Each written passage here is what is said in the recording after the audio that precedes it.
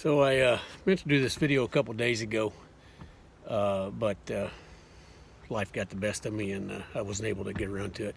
Not a big deal, but the theme of this is something bad happened today, something good happened today. And it's not a silver lining thing. It's just to put things into perspective and just to remind everybody that even when stuff's going bad, it could go worse. So, take that into consideration when you're dealing with whatever it is you're dealing with. So what bad happened is this past Sunday, I'm in my old beat up redneck truck that I just use for errands. It's not a daily transportation truck, but Sunday we had to go drive about a half hour away and pick up some stuff, and that's what the truck's for. I only drive it maybe 4 or 6 times a year, but got pulled over by the Highway Patrol, Virginia Highway Patrol, and while I'm doing this, I think I'm gonna have a beer. I am in my truck, but the keys are in the house, so I'm not drinking and driving. Shinerbach, So I got to thinking, first guy I got pulled over, it probably is 2 or 3, maybe 1 or 2 minutes before I realized there was a cop behind me. Truck's pretty high up, so and Diane was with me, and she said, "Hey, there's a cop behind you." I was like, "Okay," so we pulled over. But I got to thinking, I think the last time I was stopped, not that I haven't broken the law since then as far as like speeding or something goes, I think the last time I was stopped was in Killeen, Texas. And so we're talking somewhere before 2001. So that's pretty good, 20 years. So I kind of suspected, as soon as he stopped me, I suspected I knew why he stopped me. So that's what bad happened. I got pulled over. And the reason he stopped me was my vehicle safety inspection was expired by a good bit. Expired in June of last year. I know what you're thinking. Everybody's got excuses, and I don't have an excuse, but I do have an explanation. So in June of last year, in Virginia anyway, everything was shut down. They weren't doing vehicle inspections. Matter of fact, they weren't doing your registration renewals. Everything was extended, and so that went on for well into toward the fall or so last year before they started opening stuff up, and it kind of slipped my mind. It wasn't a priority, so bad on me. So I totally accept responsibility and I'll pay accordingly, no problem. But what good happened? I'll tell you what good happened. The officer came up to the vehicle, approached the vehicle, young guy, probably wasn't even 30, a little smaller than me, maybe even in stature, and it's not my size, or a little smaller. Came up to the vehicle and said who he was, and it fairly quickly. Frankly, he was talking pretty quick. I don't know if he was nervous, but he didn't look like he was on edge. So how did I treat the situation? Well, I rolled down my window. I already had my license out, and on top of that, I handed him my concealed carry permit just so he would just give without saying the word gun, because never say the word gun around a cop because you never know, they might get on the edge. So I just kind of gave him an idea that there may be a weapon involved, but it was full disclosure on my part. And I spoke with him politely.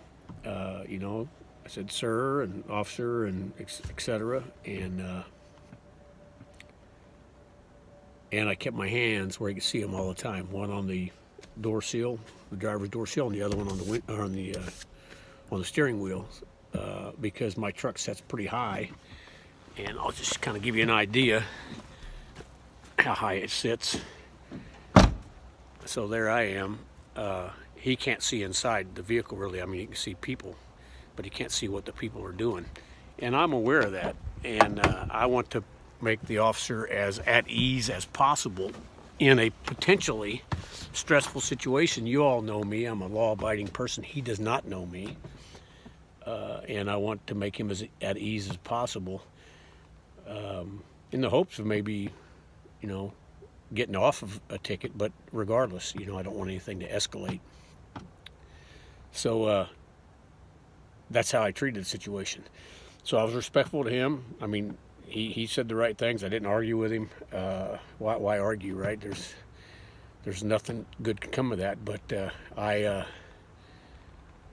didn't get taken out of the vehicle. I didn't. He asked me when I gave him my license and my concealed carry permit, do you have your carry firearm on you? I said, yes, sir, I do.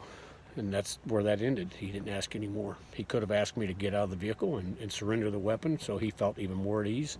He didn't do that, and he would have been in the right to do that, and I would have done so, because why not?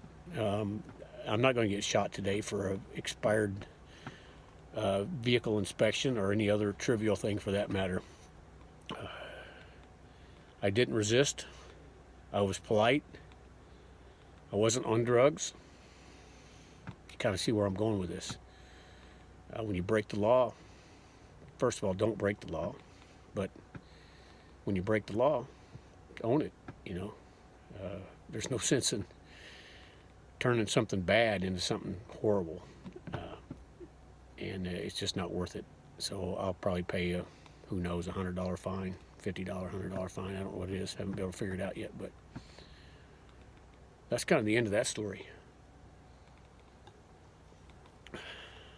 But respect the law. They're trying to do what they're supposed to do. He wasn't a dickhead. He was a polite young man. And I was polite right back to them. That's how a society should be. Now, I could have been having a bad day, and I wasn't. I was having an okay day, good day. And had I been having a bad day, I would have been a little more aggravated, but I still would have said the same words. They just might not have been as free-flowing or as sincere. It's the same thing when I'm having a bad day and I go to a cash register and somebody's not particularly pleasant, like friendly or whatever, when they don't even look up from the register. I still say, have a great day. You know, or when I come up there, I might say, hey, how you doing today?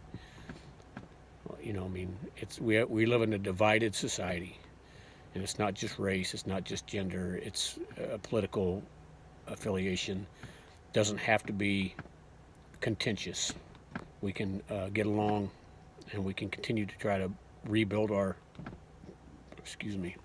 society into something better, into something that what it should be. So keep that in mind whenever you're having a bad day, or even if you're having a good day and somebody else is having a bad day. Try not to lose patience with them and try not to escalate the situation. So that's my story, and as Mike Rowe would say, I'm sticking to it. Y'all have a great day.